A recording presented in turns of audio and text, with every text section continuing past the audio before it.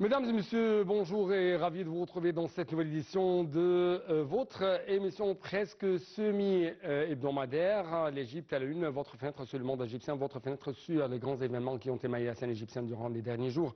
Très vite, nous avons commencé cette nouvelle tournée dans le monde égyptien par cette nouvelle présidentielle. En fait, on trouve que le président égyptien Abdel Fattah al-Sisi a suivi de près la crise de la coupure d'électricité. Et ça, selon une source de haut niveau. Monsieur le Président a également ordonné au gouvernement d'œuvrer immédiatement pour adopter des mesures nécessaires afin de réduire les périodes de coupure d'électricité tout en se focalisant sur les moyens de mettre fin à la crise au plus vite possible. Les explications dans ce commentaire.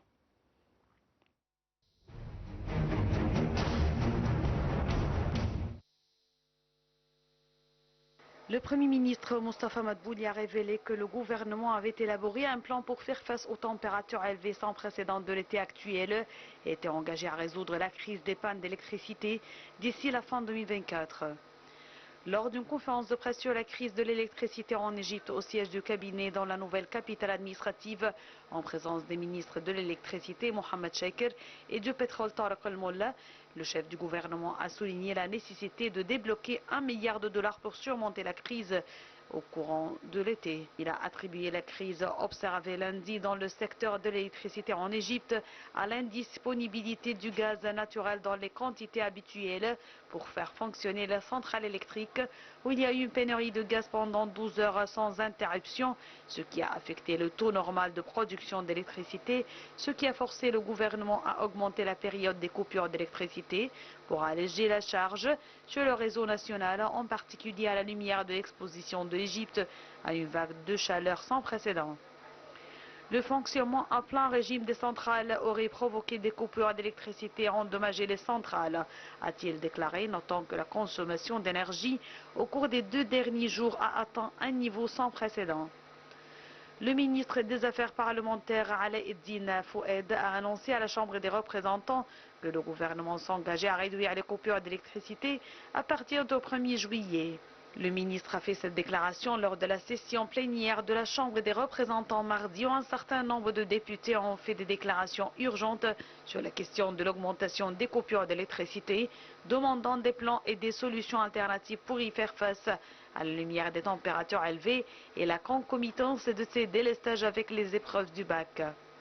Foued a déclaré qu'une réunion se tiendra entre le Premier ministre et les ministres de l'électricité et du pétrole afin de fournir la quantité de gaz nécessaire et que les centrales électriques fonctionneront à pleine capacité pour minimiser les coupures de courant, soulignant l'engagement du gouvernement à réduire le temps de délestage autant que possible à partir du 1er juillet.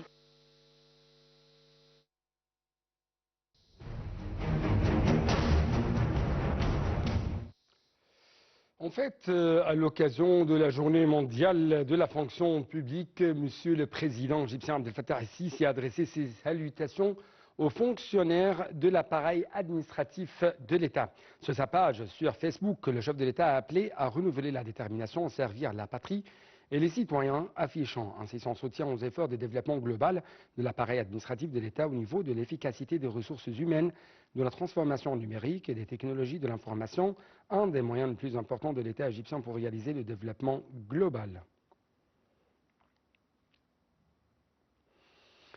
Également, Monsieur le Président égyptien Abdel Fattah al-Sisi a adressé mardi un message de vœux au président mozambicain, Monsieur Philippe Nyusi, à l'occasion du jour de l'indépendance de Mozambique.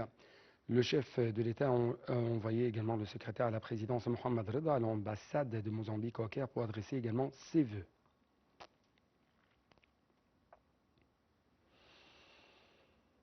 Au niveau du développement de la guerre israélienne contre la bande de Gaza, on trouve que le ministre égyptien des Affaires étrangères, M. Sameh Choukri, s'est entretenu au téléphone avec la coordinatrice des Nations Unies pour l'aide humanitaire et la reconstruction à Gaza, Mme Sigrid Kaag, de la situation humanitaire dans l'enclave palestinienne au vu des obstacles posés par Israël, endiguant l'acheminement de l'aide et accentuant le drame humanitaire, note donc plusieurs agences et observateurs. Cet entretien téléphonique s'inscrit dans le cadre du souci de Mme Kag de concerter avec l'Égypte avant de soumettre son rapport mensuel au Conseil de sécurité. L'Égypte, selon les déclarations de M. Choukri, refuse que l'aide humanitaire introduite à Rafah soit accaparée par certains éléments et qu'elle ne soit pas protégée ni acheminée aux ayants droit par la partie israélienne. La responsable onusienne a fait part au chef de la diplomatie de son avis concernant le moyen d'alléger l'acuité de la crise humanitaire dont souffrent les civils palestiniens de Gaza, ainsi que des résultats de ses contacts avec les responsables israéliens pour réduire les restrictions imposées aux camions transitant par les terminaux.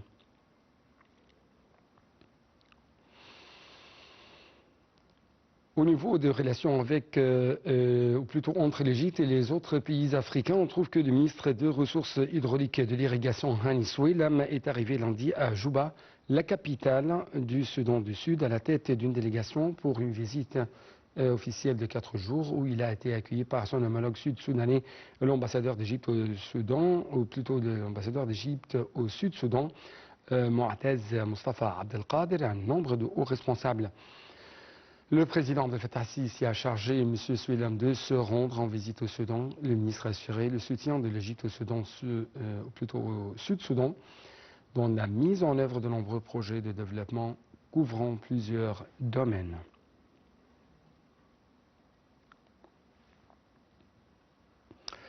Donc, parlons un peu plus de l'économie. Cette fois-ci, on trouve qu'il y a toujours une sorte de coopération de plus en plus étroite entre l'Égypte et la France.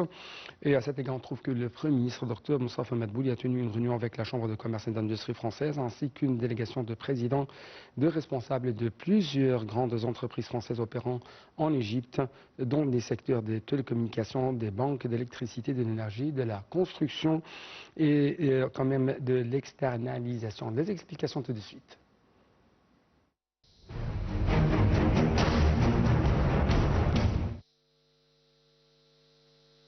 Le chef du gouvernement a entamé la réunion en soulignant l'importance des relations historiques et stratégiques entre l'Égypte et la France sur les plans politiques, économiques et culturels.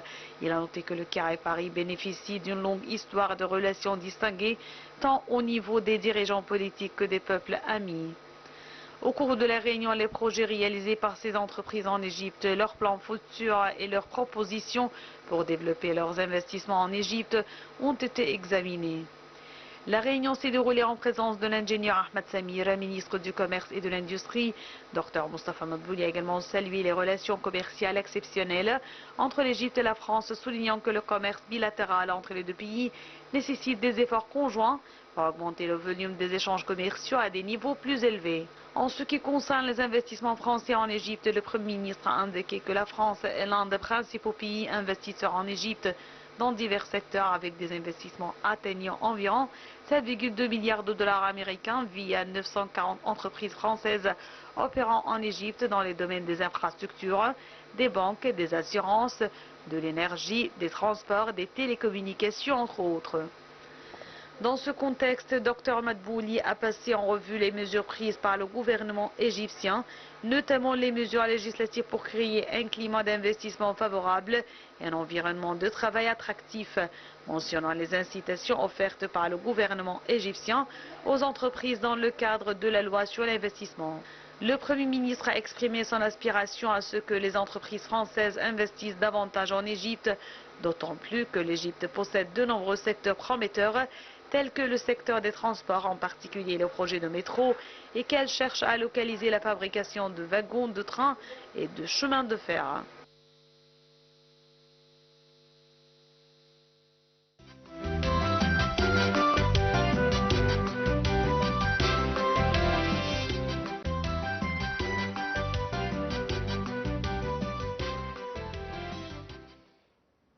Quant à la ministre de la Coopération internationale, Dr Rania Al-Mashat, elle a dit dans un communiqué publié lundi que les efforts déployés avec les partenaires de développement multilatéraux et bilatéraux au cours des derniers mois ont permis de mobiliser des financements concessionnels d'une valeur d'environ 2 milliards de dollars. Elle a ajouté que ces efforts avait été déployé avec les partenaires en coordination avec les autorités nationales compétentes pour mobiliser le soutien au programme du gouvernement visant à mettre en œuvre des politiques de réforme structurelles, à soutenir le budget de l'État, à renforcer la résilience et la compétitivité macroéconomique et à encourager quand même les objectifs du document de politique de propriété de l'État. Madame Machat a indiqué qu'une coordination des négociations intenses ont été menées au cours de la dernière période entre les partenaires de développement multilatéraux et bilatéraux et les autorités nationales concernées pour mobiliser des financements de soutien au budget dans le but de soutenir les politiques de réforme structurelles et d'encourager la participation du secteur privé au développement.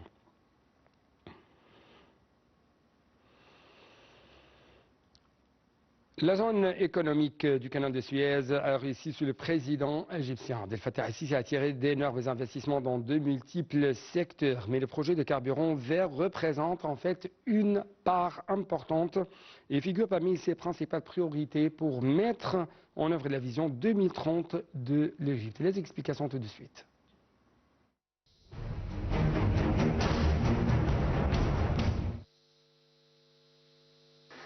La zone économique du canal de Suez, SC-Zone, comprend de nombreux investissements indiens, turcs et européens, en plus d'une coopération avec de grandes alliances mondiales dans les domaines du transport maritime, de la logistique et des carburants verts, sans compter aussi la zone industrielle chinoise.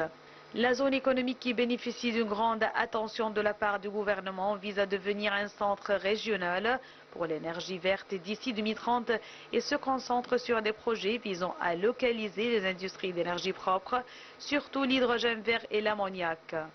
En août dernier, la zone économique du canal de Suez a réussi à ravitailler un navire avec du carburant vert dans le port de l'Est de Port Saïd en 6 heures. Cette opération est la première du genre en Égypte, en Afrique et au Moyen-Orient et a fait partie de la stratégie de l'État égyptien visant à récupérer son rôle dans la fourniture de services de ravitaillement de navires, que ce soit avec du carburant traditionnel ou vert, et à tirer profit de la position de ces ports maritimes sur la mer Rouge et la Méditerranée.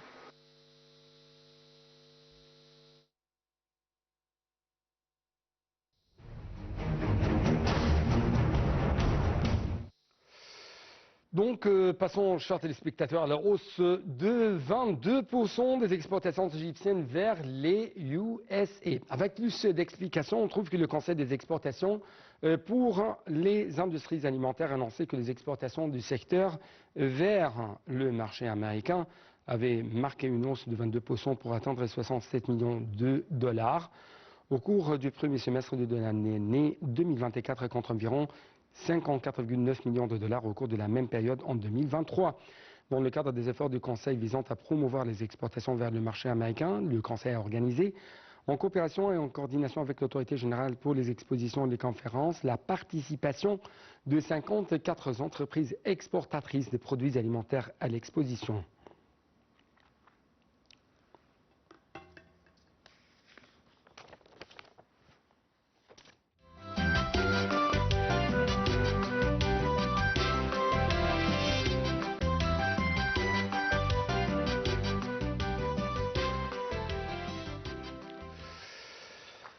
Donc, dans cette nouvelle plongée dans le monde du tourisme ici en Égypte, nous devons commencer par cette nouvelle. 32 tombes antiques découvertes à l'ouest d'Aswan. Donc, c'est le grand titre, mais les explications. 33 sculptures familiales comportant des restes de momies et permettant d'avoir davantage de connaissances sur les médias des époques tardives et gréco-romaines ont été découvertes à l'ouest d'Aswan pour une mission égypto-italienne. Le ministère du Tourisme et des Antiquités a déclaré lundi que la mission archéologique travaillait à proximité du mausolée de l'Agar Khan, dans le sud-est de l'Égypte, et il y a découvert 33 tombes remontant aux époques tardives et gréco-romaines. Les archéologues ont trouvé également des outils funéraires, des restes de momies permettant d'en savoir plus sur les maladies qui sévissaient à cette époque, selon la même source.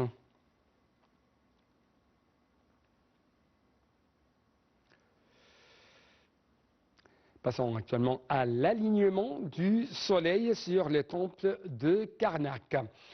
Ces temples des Karnak ont connu vendredi à midi l'alignement du soleil sur les cabines et sur les salles sacrés qui existent depuis des milliers d'années. Parmi les temples de Karnak qui connaissent encore ce phénomène, il y a ceux de Ramsès III et de Ptah, selon la déclaration faite par le président de l'Association égyptienne du développement touristique et archéologique à Luxor. Des célébrations religieuses ont lieu au cours de cette journée et de nombreux touristes de diverses nationalités ont tenu à assister à cet événement que l'association promeut toujours depuis 2014.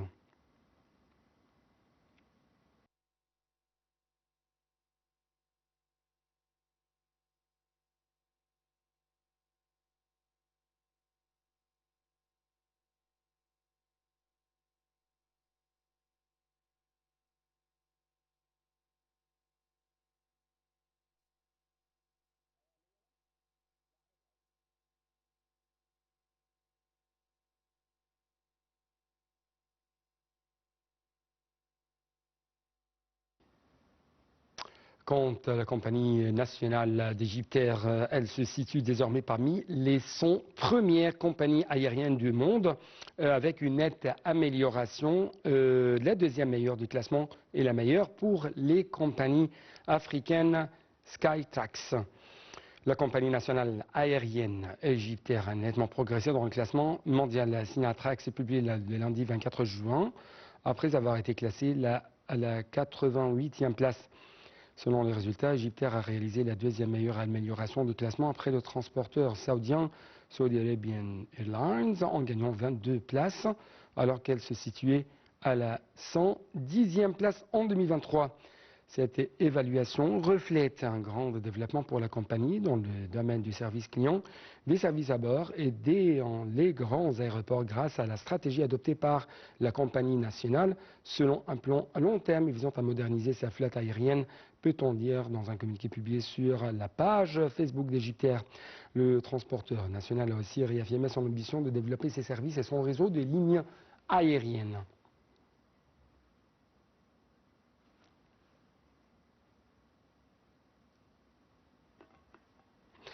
Donc avec cette dernière nouvelle concernant notre compagnie aérienne égyptienne, nous devons clôturer cette édition de l'Égypte à la une. Votre fenêtre sur le monde égyptien, je souhaite que vous avez pu quand même passer agréablement avec nous et toujours bon moment sur NATV International.